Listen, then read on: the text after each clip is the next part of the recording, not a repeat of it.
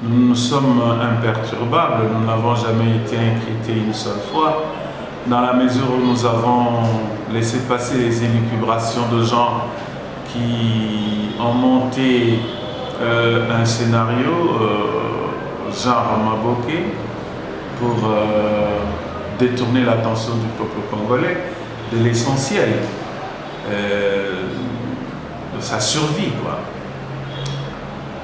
Pour nous, le million volé, volatilisé, nous savons que c'est une machination du régime en place en connivence avec les médias internationaux qui ont essayé de donner un narratif à ceux qui voulaient entendre, comme pour dire que Joseph Kabila était impliqué dans cette affaire on ne peut plus ridicule.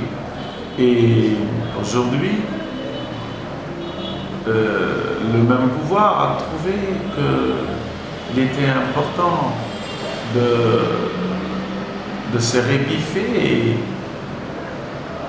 l'inspecteur général des finances a dit que Joseph Kabila n'était pas impliqué. Nous l'avons toujours dit que si quelqu'un avait de preuves qui impliquaient Joseph Kabila dans l'un ou l'autre dossier, qu'il le montre et qu'on les traduise en justice. On doit arrêter de brûler la politesse aux pieds d'un homme qui mérite le respect de tout le peuple congolais. Parce que vous savez, les Occidentaux ont bien voulu montrer que Joseph Kabila était mauvais. Vous savez pourquoi? C'est suite au dossier du Code Mini. Pourtant, c'était pour l'intérêt du peuple congolais. Suite au dossier du contrat chinois, c'était pour le bien du peuple congolais. Et parce que Joseph Kabila a montré que la République démocratique du Congo pouvait organiser les élections sans l'intervention de l'Occident. Et voilà, nous sommes arrivés même à une passation civilisée de pouvoir sans qu'il y ait l'intervention de l'Occident. Et on voudrait effacer ces acquis historiques dans la politique congolaise qui sont dans l'actif de Joseph Kabila. Et on croit qu'en montant un dossier farfelu et de vol d'argent ou de détournement, et on arriverait à saquer la réputation de Joseph Kabila. Non, Joseph Kabila, c'est un monsieur. L'histoire de la République démocratique du Congo retiendra, même après sa mort, que Joseph Kabila a été un chef de l'État extraordinaire. Donc, son retour, le peuple congolais aujourd'hui ne jure que sur le retour de Joseph Kabila, vous savez. Face à l'évidence, on est obligé de dire la vérité. Même si on doit forcer partout, il y a des endroits où les forcings ne passent pas. En voilà un. Non, nuire pourquoi? Ce sont les médias occidentaux qui ont répandu ces messages. Et vous croyez que sans raison? Et aujourd'hui, que ce soit la RFI, que ce soit la BBC et autres, est-ce que ces médias sont crédibles encore en République démocratique du Congo? Parce que tambour battant, ils ont fait voir à l'opinion tant nationale qu'internationale que cette histoire était vraie. Et c'est sur le dos de Joseph Kabila. Vous voyez, aujourd'hui la RFI, je me demande combien de Congolais encore auront envie de suivre RFI le matin ou la BBC le matin, parce que ces médias ont prouvé qu'ils étaient à mesure même de créer du sensationnel, un message faux, un mensonge, et le faire passer sur leurs antennes. J'aurais bien voulu que qu'ils en donnent de preuves, mais sans preuve. Vous comprenez?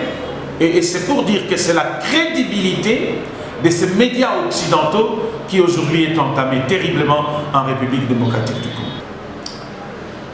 Je me pose la question, jusqu'à quand les Congolais pourront faire preuve de cécité? Le Congo a toujours été envié par les Occidentaux via les pays voisins, les pays limitrophes. Et la guerre que nous avons eue en République démocratique du Congo ont eu pour objectif la balkanisation de notre pays. Et comment voulez-vous que ces mêmes États, le Rwanda, l'Ouganda, connus dans l'œuvre de balkanisation de la République démocratique du Congo, soient aujourd'hui utilisés, sollicités pour venir instaurer la paix dans notre pays? C'est le monde à l'envers quand on doit croire en ça. Croire réellement que le Rwanda va apporter 30 millions pour construire les villages pilotes pour les sinistrés du Nord Kivu, et le pouvoir en place naïf croit que l'Ouganda peut venir intervenir en République démocratique du Congo pour chasser les ADF.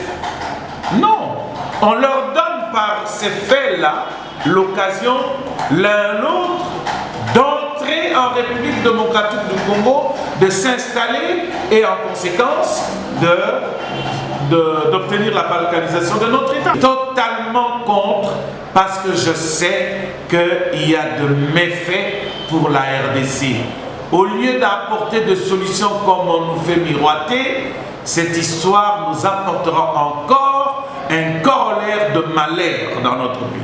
Ami de Matata Pognon a été un frère. Voilà. Il est du Maniema comme moi, de Kindu, ma ville natale. C'est un frère. Et bientôt Willy Bakonga, c'est un ami de longue date. On a partagé beaucoup de choses. En place de me dire où se trouve mon ami Willy Bakonga, parce que moi je sais qu'il était en prison. Je suis allé lui rendre visite par 2 fois. Et aujourd'hui, j'ai appris qu'il était sorti, il n'est plus en prison. Et chez lui à la maison, il n'est pas là, son numéro de téléphone ne passe pas.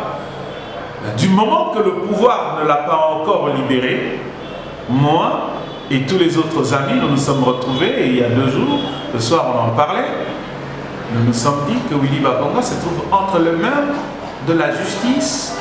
Et je vous dis que c'est à Makala que je l'ai trouvé par 2 fois. Je suis allé lui rendre visite. Je sais qu'il se trouve entre les mains de la justice. Et Willy Bakonga, je ne peux pas aller le chercher ailleurs.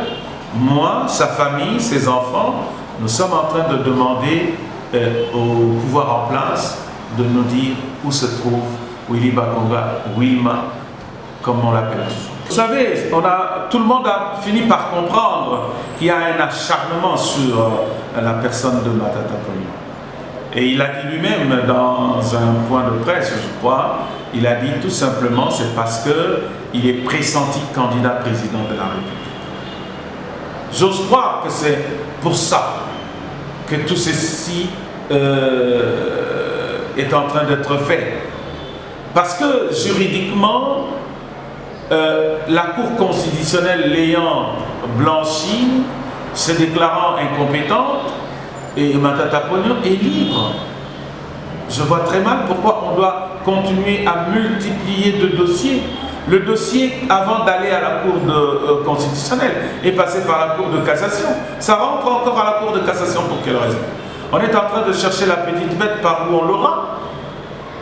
Mais au moins, moi, personnellement, je fais toujours confiance à la justice de notre pays. Je sais que Matata Pognon pourra toujours être un homme libre et jouir de tous ses droits civiques, civils et politiques.